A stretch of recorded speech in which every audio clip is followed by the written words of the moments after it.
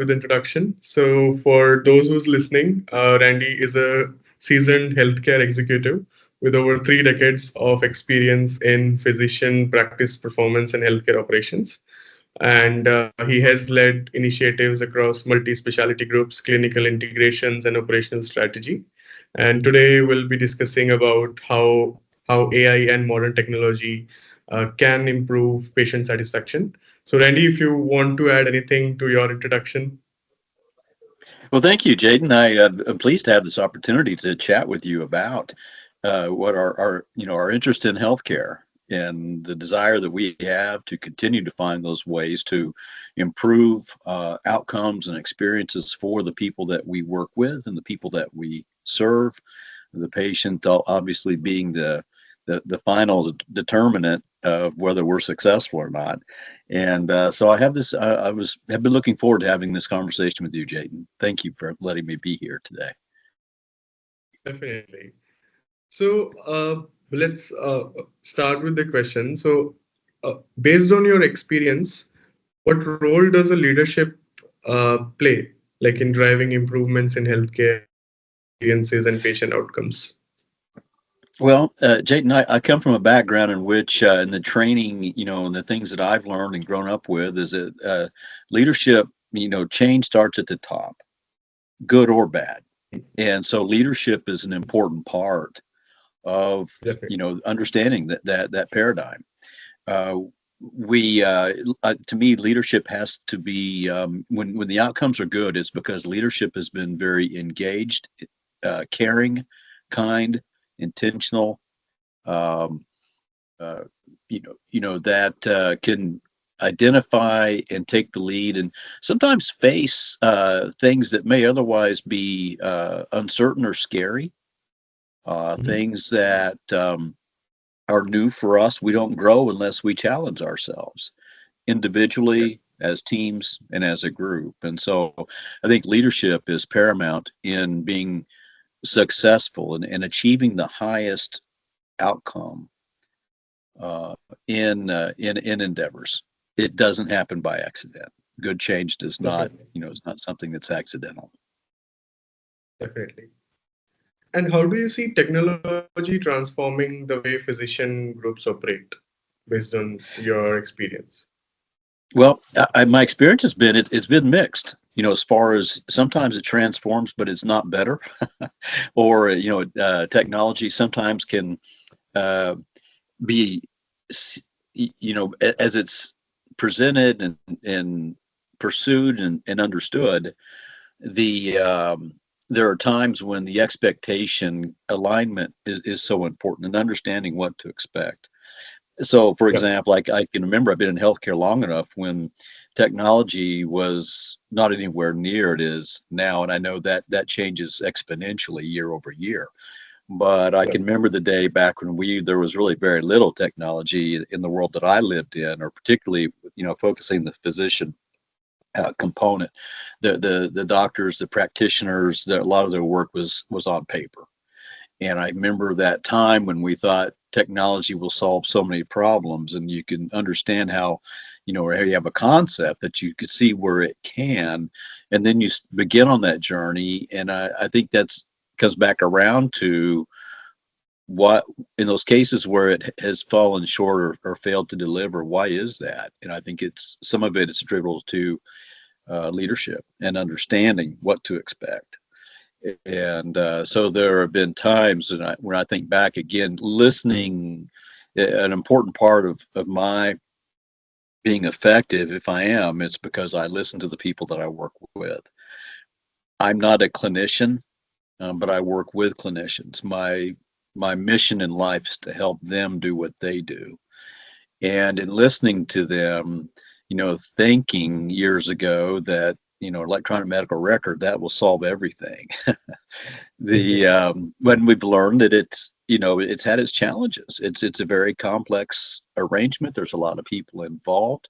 And looking back, when it's fallen short, why was that? And maybe it was because we didn't have clinicians involved, the end user, in the conversation, and they were instead presented with something that was actually when you look back in retrospect, it was designed by people that maybe their focus was getting a bill out the door, getting the billing correct, and it was driven by what the payers wanted to see, those types of things. And so the that's where I think technology, and when that happens, it can become much more frustrating.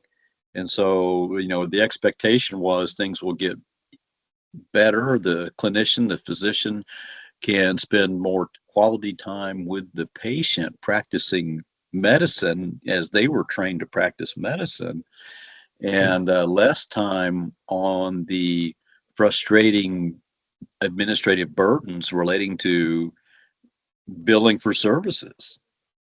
Yeah, And so that's where I'm optimistic that things can be improved, but I think I know for myself and many people, the understanding how the magnitude of the change and the impact and how to run through projects and set them up correctly so that the right people are involved at the right stages to ask the right questions and to make sure that the focus, the direction stays on course so that the definitely. result is something that reduces burden and frustration rather than escalating. Definitely. And now then there's like AI, which is coming in, which is changing the paradigm completely, right? So, Yes. speaking about the impact of AI, where do you think AI has the biggest potential to improve physician workflows and patient experience? Well, when I think about AI as I understand it, um, and which is very limited, but I look forward to finding those opportunities to reduce the frustration. Again, we know that I've seen numbers that I think it's conservative to say at least 50% of the physicians are dealing with different levels of uh, burnout, fatigue, and what drives that. Again, I think that's a conservative number, and I know it can vary by physician or by practitioner, and it vary at any particular day. But I think a big part of what I see, kind of a common denominator that affects physician their joy in their work, that they're being at the top of their day, the top of their license, the top of their skill set, is reduce those barriers that are chatter, that really don't require a physician to do this or that. Exactly. But take away those done either by a virtual assistant or AI, trying to clear the decks so that they're able to focus on what they're good at, and we can take those tasks that they're really can be reduced to a lower level, and with proper technology, and at the same time, I'm optimistic that the quality of the outcome for those types of tasks can actually be improved because the person or the process that's attending to them is uh,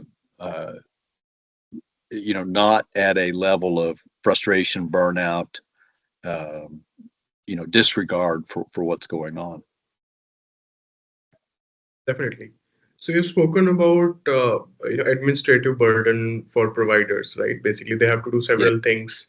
They have to make a lot of documentation and stuff. So do you think AI will help in improvising professional fulfillment for the healthcare providers by I, reducing I, their some bit of admin? Yeah. I'm optimistic. I think so. As a matter of fact, I was talking with a friend today who his role. We worked together in my most recent role. We worked together on a project to bring in the documentation component. An ambient experience for our providers. And we started this very selective, and then they're in that organization is in the very early stages. But the CIO and myself, we work together very carefully to Hmm. vet the different products that are available, to look at what the promise was, to Hmm. um, try to determine, are we ready for this? And Okay. who amongst our team, and so is can be and needs to be engaged and can be. And importantly, which providers are we going to start with and why? In mm, different cases within this small group, we were starting with a flight of 10 providers, physicians and mm, advanced practice providers, out of a group of mm, about 35, 40 different possible. And mm, with picking a couple of different categories, in my mind, I'm thinking why the different physicians or providers have different needs. Some of them are at different levels of practice development. Some are in different specialties. Some of them are mm, more the cognitive specialties, medicine or medical specialties, or versus surgical and things. And what benefit are we trying to achieve? What's going to be the thing that makes us a success for that individual provider and different types of providers? And overall, as a group, how are we going to, what are we going to call and define success? What's it going to look like to start out with? What problem are we trying to solve? So there were yeah, some there that, number one, it was interesting as we went through this process, trying to pick that 10, who do we start out with? There were some that mm, initially weren't interested. I'm going, okay, mm, number one, I've got to have somebody, or we've got to have people on the team that want to, that want to mm, make it work, because there will be times, this is a change, it's different. And some people are, it's on a spectrum. Some people are more inclined and open to change and others are not.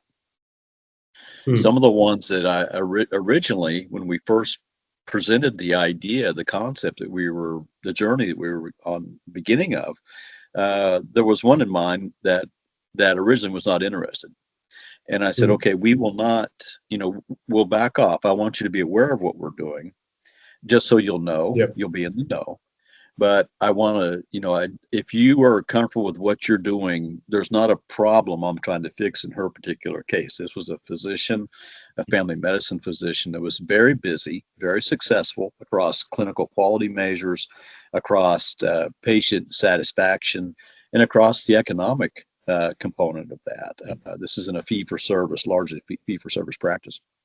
And so, if there's not a problem to fix or a compelling reason to do this, I'm not going to, I'm not going to try to twist your arm, so to speak, in mm, making you do this. Interestingly, as this project moved forward and we communicated what was happening over a period of several weeks, and as the demonstrations were being presented, and this physician actually had a chance to take a look at, this is a little, I guess it was different than what she was expecting. She's become yep, one of our champions and one of our early adopters. In her case, what's the why? What are we trying to fix? There's not a problem we're trying to fix. If anything, what I'm trying to help her, in my mind, she's a candidate for being someone that at some point, maybe not today, but at some mm, point, she will continue to have uh, challenges brought to her because she is so good at what she does. Everybody wants her. They ask her to serve not only as a physician, but on committees, on different leadership things. She's very involved in her community, and she's a spouse and a parent. And mm, so she has very high. To me, she's the type of person you go, that's the person you want to not only keep them strong, but enable them to continue to be strong as they take on newer challenges and they grow. She's in that, I would say, you might say the first quarter of her career, fairly young physician, and but has a very strong, healthy practice. And again, mm, we weren't doing this to try to solve a problem in her case. This was something I wanted her to step into it when she was ready, and she could fairly quickly, turn from a not interested to being very much interested, and now being a leader in adopting this mm, technology. That's one example. There was another, similar situation, same specialty, family medicine, primary care, mhm, similar in terms of age of practice. Also, a parent, a mother with a family and children. And she is mhm, one that I look forward to her benefit being one that um, uh, uh, being able to manage time better. She has a very busy mhm, practice. The next available appointment mhm, for a new patient is several months out. So there's an access to mhm, care. Part of it's because the patients want to be her patient, and she's in a an area that is underserved. Um, in her case, I think there's opportunities for her to achieve what she's trying to do from a documentation standpoint and have a better quality outcome. I'm not a clinician, I'm not a documentation expert, but just my observation based upon years of experience and seeing, you know, her practice from more of that analytical standpoint, I think that the win in her case can Mhm. be she's spending a lot of effort on documentation that I don't think is delivering that level of pertinent information in the chart that that I think she is currently experiencing or desiring and experiencing. So I think it'll be for her an ability to spend less time on documentation, hopefully achieving a better quality in the record, quality of product. Definitely.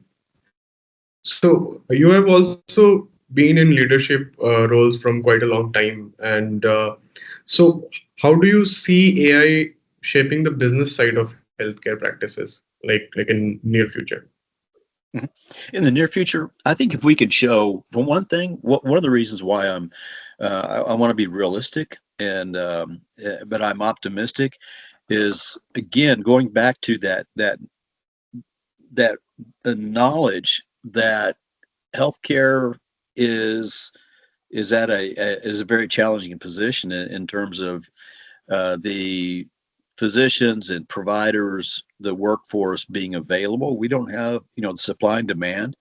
Um, we have a shortage of physicians and providers. And if we don't take care of them and help them do their jobs better and really be at the top of their performance level, we continue to see these cases of frustration, anxiety, burnout, stress, and that's not good for us. That's not good for those individuals that are trying to take care of people. It's not the people it's not good for the people they're trying to take care of. It's I look for this to be a way that we can, number one, show concrete effort on our part to do something that is geared towards helping them do their jobs.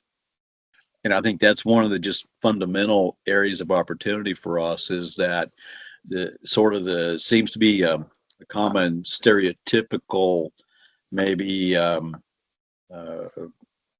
paradigm that there's administration versus physicians, and we're not on the same team or we're at odds with each other. And that's I know a lot of times that's kind of it may be a theme that's out there, but I think sometimes it's an opportunity for us to say that's not really so. On our sometimes on our worst days, we can feel like we're in a tug of war, and it's administration versus the practitioners or versus the workforce. Anything we can do that is that demonstrates our desire and ability to find solutions to problems that benefit those that are on the front lines, I think is something we have to pursue. We have to make good choices. And again, we know that sometimes some of the choices, some of the things we tried, they don't always turn out to the level or meet expectations. But I think if we don't pursue those types of opportunities, then to me, that is a form of negligence that we need to be looking at every way possible to helping the people that we work with. Because at the end of the day, we're partners and we want the same, we're striving for the same thing. We're coming at it from different directions, maybe, um, but we're there to help each other. And to me, that's the rewarding part of healthcare, is having those opportunities to look at and find those ways to show meaningful benefit to each other. And I Yeah, think and I AI is an think important part of that. yeah, with this AI, I think the right now in or like in present, I think the adoption of AI is also getting it there, but still there is a resistance from the healthcare organizations, and people are basically resistant to change the systems and basically adopting the new technology. So, what do you think in terms of leadership strategies, though that are necessary to guide a adoption in these physician groups? Do leadership strategies to adopt AI? Yes. Uh, yes, Yeah. I think that's there's a you know, in thinking about that question, there's a couple of different things to keep in mind, and I think some of this is based upon as a leader that's been involved in project management and taking on initiatives and learning sometimes the hard way from those things that haven't worked well. How do you start? There's a governance component. Who's involved? What's the structure? How are decisions made? How do you select? How do you identify what are we trying to solve? What are the options available to us to try to solve them? Who needs to be involved? What can the priorities be? And at some point, you move from a exploratory stage to let's make some decisions and let's move forward and continue to bring the right people in and into and at appropriate points out of and decommission out of the project once moved on. But all the while monitoring to ensure that we're protecting what we need to protect. As we know, AI, I think, poses some concern or risk around confidentiality, data, protecting data, those types of things. So I think there's a governance. Back to your question, there's a governance piece. Who's Mhm. leading? Who's driving? What skill sets are needed? How and when are people, those leaders, being involved? What kind of support are we see bringing in when needed? How are we validating and making sure that things continue to achieve what we originally set out to do, or if the change needs to be made, how do we bring in those changes, and knowing that so many times when you start on a major project, those uncertainties, some of what you don't know is the changes that you'll need to be made. When is it that we this course needs to be corrected? When do we maybe need to pivot or move away from something that we originally thought was a good direction to go? How do we do that? How and when? So again, the governance structure, the education piece, the commitment to ongoing education and bringing in the right skill sets, developing the right skill sets, and making sure the safeguards and safety is in place. Definitely.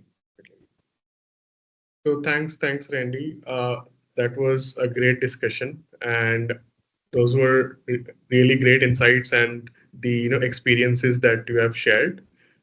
Any last advice to the clinics or healthcare practices who are looking to adopt AI right now at a moment? Any last thoughts? Well, I think that, again, look at this. I find this is what I find. One of the things I find so enjoyable about what I do.